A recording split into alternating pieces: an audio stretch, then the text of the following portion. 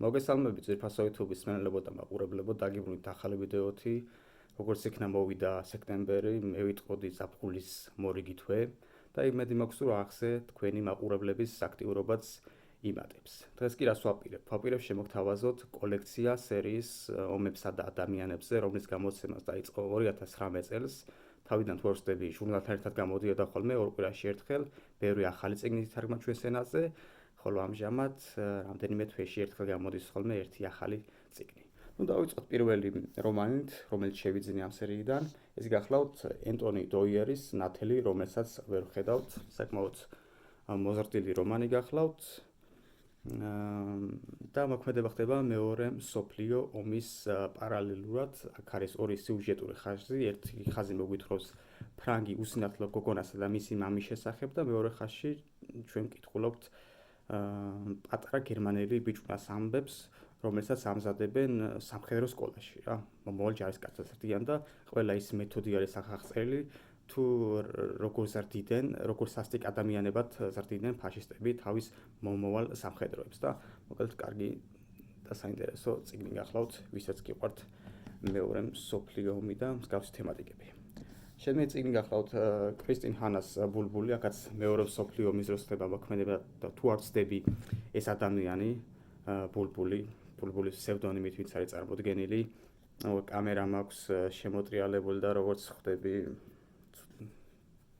პარალელურად აჩვენებს რა წიგნებს და ერთ-ერთი პრობლემა არის რა მოკლედ ეს ბულბული როგორც ვიცი არსებობდა ეს გოგონა ასეთი ფსევდონიმით და ეს გოგონა რას აკეთებდა საფრანგეთის ტერიტორიაზე, ოკუპირებული საფრანგეთის ტერიტორიაზე მოგეხსენებათ გერმანელებს ყავდათ დაპყრობილი, ძალიან მარტივად მოახერხეს სამხედრო ქვეყნის დაპყრობა.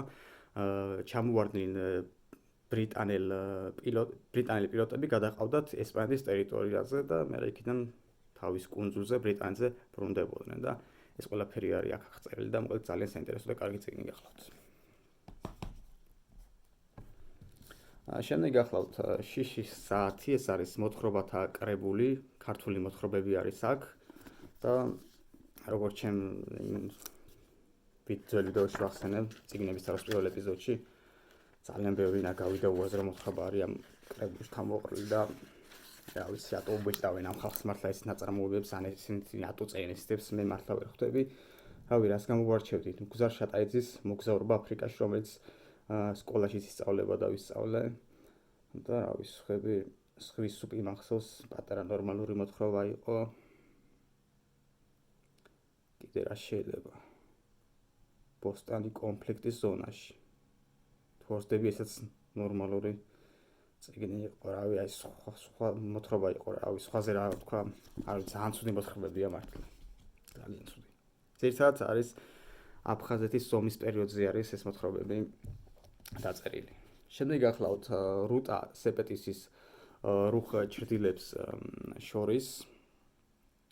აქ უკვე საბჭოთა კავშირის სასტიკეები არის აღწერილი, მოგვითხრობს იმ ეპოქაზე, როდესაც საბჭოთა კავშირმა მიიერთა ბალტიისპირეთის სამი ქვეყანა, ესტონეთი, ლიტვა და ლატვია და თუ არ ვსდები, ლიტუელ გოგონაზე მოგვითხრობს, მასა და მის ოჯახს გადაასახლებენ ციმბირში და აღწერილი არის სისასტიკეები, თუნდაც როგორ მგზავრობენ ეს დევნილი ხალხი მატარებელში ცხოველთა ვაგონში შეყრიან და ორი კვირა უწევთ იქ ყოფნა და ისეთი სივიწროვე არის, რომ დასაჯდომი ადგილიც აღარ არის და ერთი სახლი ჰქონდათ გამოყოფილი, რომ ბუნებრივი მოთხოვნილები დაიკმაყოფილებინათ, დღეში ერთხელ შერდებოდა მატარებელთა საკვები მიეღოთ მათ და მოკლედ ჯერ გზავრობა როგორი საშინელი არის ამის წარმოდგენა. იმის წარმოდგენა რა გადაიჭრას ადამიანებმა და მე ხო წლები დაყვეს ციმბირში და თუ არ ვსდები 50-იანებში გაანთავისუფლეს ეს გოგონა და მისი ძმა, ისინი ვინც ცოცხლად გადარჩენ რა. ნამდვილ ამბავზე არის ეს წიგნი დაფუძნებული. შემდეგ გახლავთ ჰიზერ მორისის აუშვიცის სტატუისტი, აუშვიცი ოსვენციმი ერთი და იგივე არის, საკონცენტრაციო ბანაკი გახლავთ ყველაზე ცნობილი გერმანიაში. დღემდე არსებობს ეს შესასვლელი ნაწილი ამ შენობის და მოკლედ ბანაკი იყო ორ ნაწილად გაყოფილი, ერთ ნაწილში იყვნენ კაცები, მეორეში ქალები და მოკლედ აი ამ რთული სიტუაციაში კი ქალი და კაცი იპოვიან ერთმანეთს და ეს სიყვარულის წყალობით გადარჩებიან და შემდგომში როცა უკვე მოკავშირეები შევლენ გერმანიის ტერიტორიაზე, მათ და კიდევ დღეს განთავისუფლებენ. მოკლედ ყველა წიგნი არის ძალიან კარგი. შემდეგ გახლავთ ართურ გოლდენის გეიშას მემუარები, საკმაოდ სქელი წიგნი. და უკვე იაპონიაში ხდება მოქმედება, იაპონელი გოგონას ცხოვრებაზე მოგვითხრობს, ეს გოგონა რეალურად არსებობდა. და რა თქმა უნდა, ომის პარალელურად ხდება წიგნის გარკვეული მონაკვეთი და აქ არის აღწერილი, ვინ იყვნენ გეიშები, რა ცხოვრებით ცხოვრობენ, მათი ტრადიციები რა იყო და ასე შემდეგ და კარგი წიგნი გახლავთ და ირჩევდით მის წაკითხვასაც. შემდეგ გახლავთ კრის კაილის ამერიკელი სნაიპერი. ეს გახლავთ შეიძლება ითქვას ავტობიოგრაფიული რომანი. ფილმიც არის მისი მიხედვით გადაღებული, თორსა ბრედლი კუპერი ასრულებს მთავარ როლს. და აქ არის მოთხრობილი ისტორია სამხედროსი, რომელმაც იომა თორსები ერთ წუთით გადავამოწმებ ერაყში.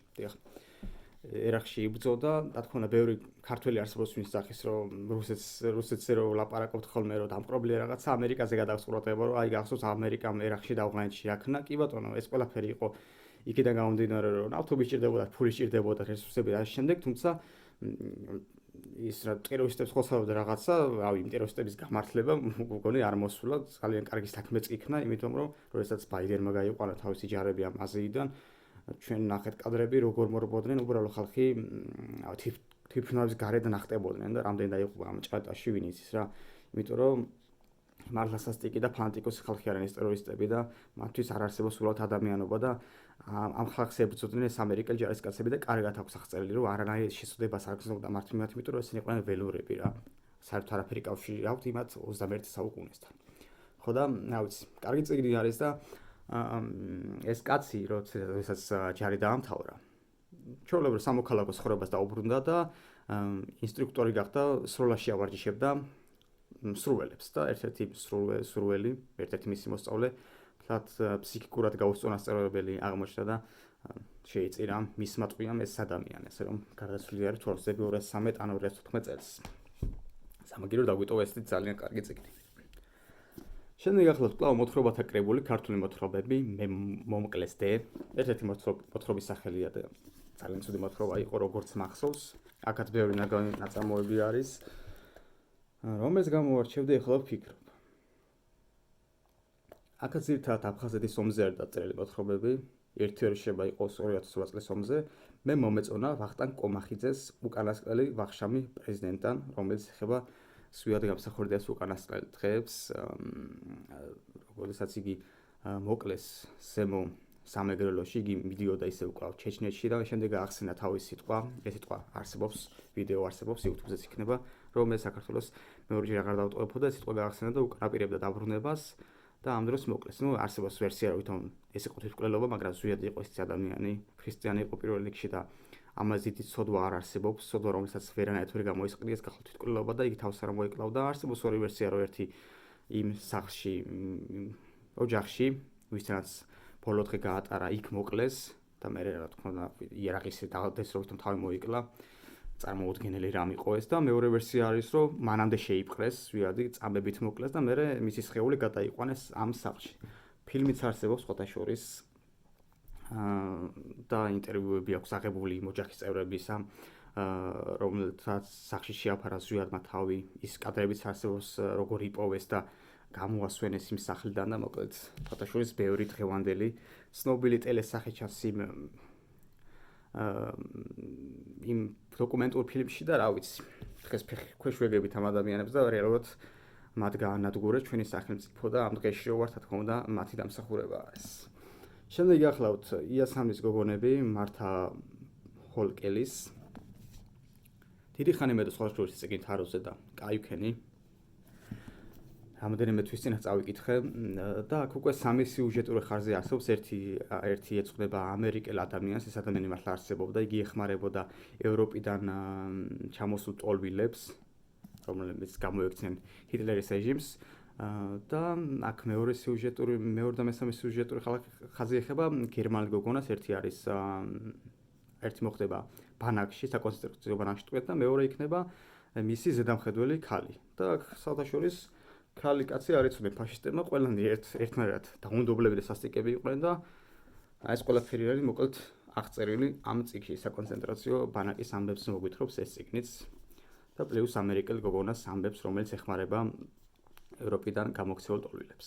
შემდეგ ახლავთ მარტინ ემისის ინტერესის ზონა. არ მომწონა ეს წიგნი. ეს წიგნი ვიყიდა აპრილში წიგნების ფესტივალზე.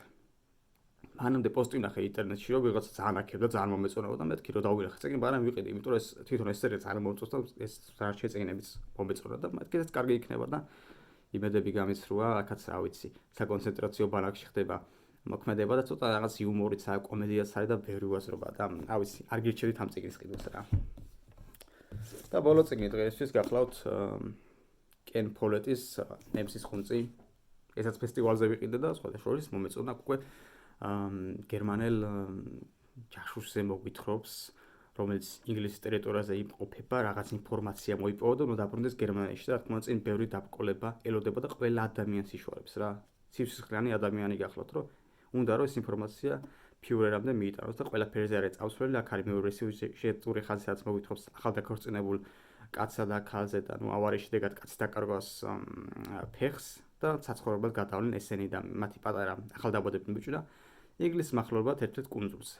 და ამ კუნძულზე შემთხვევით გამოირიყება აი ეს საშინელი ჯაშუში, სიცოცხლიანი კვლელი და მოკლედ იმ ახალგაზრდას რო ხმარა, რა თქმა უნდა, არ იციან რა კაცი არის ეს ადამიანი და მათთან ერთად მოუწევს ამ სიცოცხლიან კვლელს დროის გატარება და მოკლედ ძალიან დაძაბული და საინტერესო რომანი გახლავთ. სერია ამით ამოიწურა. ამის გარდა რა თქმა უნდა არის სხვა წიგნების გამოცემული ამ სერიაში და მე მაქვს წაკითხული.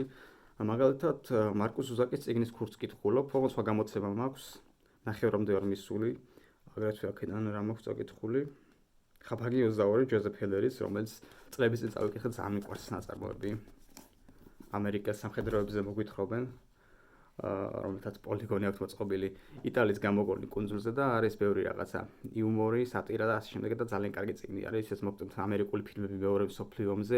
აი ეგეთი წიგნი არის ხაფაგი 22 და თუ არ ვცდები, ამერიკის სამხედროების უსაყვარლესი წიგნი გახლავთ დღემდე.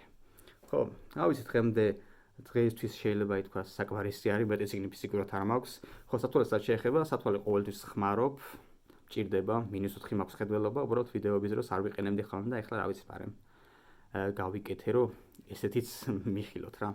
ხო, დღეს კი დაგემშვიდობებით ამით, მეგობრებო, გამოვიწეროთ არხი, ვიცოდეთ რომ წეს ბოლომდე ავიდეთ 5 გამომწერზე, მოვიწეროთ ეს ვიდეო, მოწონების შედეგად უფრო მეტ ადამიანს ამოვგდებს ამ ვიდეოს რეკომენდაციებში და ბევრი ადამიანი, ვისაც უყვარს წიგნები, ვისაც უყვარს მუსიკა, გაიგებენ ჩემი არხის არსებობის შესახებ. დღეს კი დაგემშვიდობებით, კარგად ბრძანებოდეთ.